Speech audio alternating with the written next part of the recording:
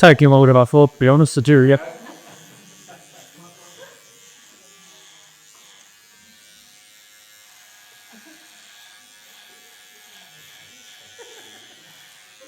Well, you're getting juicy, am I right?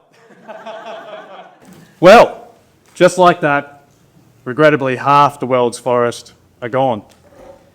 Our environment is half cut. Just let that sink in for just a moment. Here in Australia, since colonisation, a mere 237 years of invasion, we've nearly lost 50% of our forest. And that which remains is fragmented, degraded, and sadly, still under threat. 50% of our landmass is actually occupied by cattle. On a positive on the flip side, 50% of our nation is owned by First Nations people, managed, co-managed, and 50% of our natural reserve is under First Nations management. It only makes up 3% of our Australian population. 50% of all our terrestrial wildlife species come from rainforests. Yet rainforests only cover 3% of our global landmass. And at the current rates of deforestation, it's expected they could be gone by the end of this century. I mean, it's simply something we cannot afford. Rainforests are the pinnacle of all our forests. If we lose them, we well and truly lose our battle with the climate crisis. On the flip side, our wild bushfires are expected to increase by up to 50% by the end of this century. We can never forget the catastrophic Black Summer bushfires of 2019-2020, where over 18.6 million hectares of our country burned, 7 million hectares being forest, and Gondwana rainforest seeing fire for the first time, and estimations of up to 3 billion wildlife perishing or displaced. Furthermore, our atmospheric CO2 levels have surged by 50% since pre-industrial times. I mean, it's pretty obvious. We've got to be cutting our emissions and not our forests. And look, lastly, on the theme of 50%, because I can tell you there's a lot of damning ones, but 50% of our global GDP, our gross domestic product, over $44 trillion, it comes from nature. So this isn't just an environmental or a conservation or a social issue, it is an economic one. And we simply can't afford any more cuts to nature. And this is why I go half cut. Look, back in 2017 when I was reading a National Geographic article and it was making the claims that half the world's forests were gone. Look, I was furious and I thought, you know what? I'm going to take to the shaver like I've done here today and I'm going to try and start as many conversations about fair income conservation and reconciliation in the climate change. So I got the razor out and I created my visual, disrupting, peaceful protest on my face, which you can see right here. So I did this and I went to the pub. The first bloke I bumped into, lose a bet, mate. I'm like, nah, mate, but we're losing a bet with Mother Nature. Half our world's forests are cut, and that's why I go half cut. That bloke gave me my first $50 donation. And it got me thinking, this disruption is bringing people over to have a fair income conversation. I didn't have a piece of paper to tell them what it was about. It was on my face. It was real. It was in the time. It was like, hey, let's have a chat about this and let's address it. So, as you do, I thought, you know what, I'm going to be brave and courageous. I'm going to do this for 1 year. 365 days half cut and start as many urgent conversations about the forest crisis, our biodiversity crisis and our climate crisis. Well, I very naively upped the ante and I thought, going with the themes of 50s and $50 and halves, I thought, well, every $50 I get, I'll go half cut another day. Well, be careful what you challenge yourself to, because that went to 2,555 days, or 7 years later, having the same conversations about conservation and reconciliation. I was literally living Groundhog Day. But it made all the difference for me personally. I was furious with the inaction in the 21st century with all these solutions readily available. But then I very quickly became curious And I was optimistic for once in my life because I had people coming up to me wanting to get photos, telling me I missed a bit, like I have obviously today. You know, did I fall asleep while I was asleep and my mates came and cut me off? And I simply said, no, I'm doing this because half our world's forests are gone. We are the last generation to get this right. And I became curious because the public wanted to join me. They actually wanted to go half cut with me.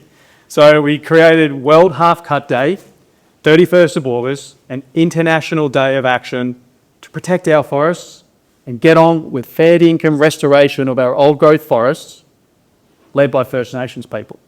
And we've raised millions of dollars for the Daintree with our fantastic partners Jabbal-Bina Yalanji Aboriginal Corporation with the Stanton-Cooke Yalanji Barma people for land acquisition to protect what's left and to get on with that restoration and that rewilding. And people went out braiding half their hair, cutting their beards, their eyebrows, their chest hair. I won't mention other parts because that did happen as well. We couldn't post that on Instagram. And even half-cut clothing, baking goods, and we actually recently had the half-cut car and the half-cut lawn. The front lawn was half-cut. So the creativity of humans has been inspiring. We always look forward to the next campaign to see what people come up with. And the Daintree, it is the world's oldest rainforest where the first flowering plants were discovered. It's over 140 million years old of continuous Gondwana land rainforest. And it's also next to another World Heritage icon, the Great Barrier Reef Marine Park. They coexist and they are the only two locations on the earth that have that World Heritage status. And they are both under threat, where the rainforest meets the reef.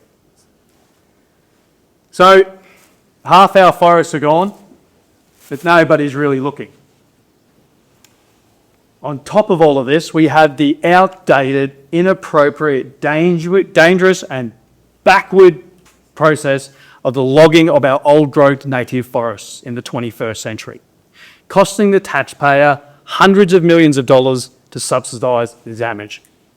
We simply should not be having our old-growth forests, our last remaining carbon sinks and sanctuaries for wildlife being cut simply for wood chip.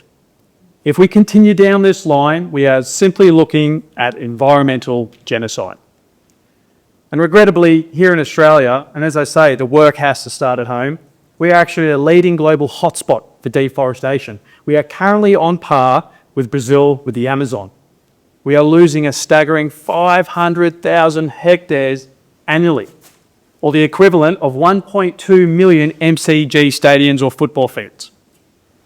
I mean, our country is half cut as a landscape and as a people.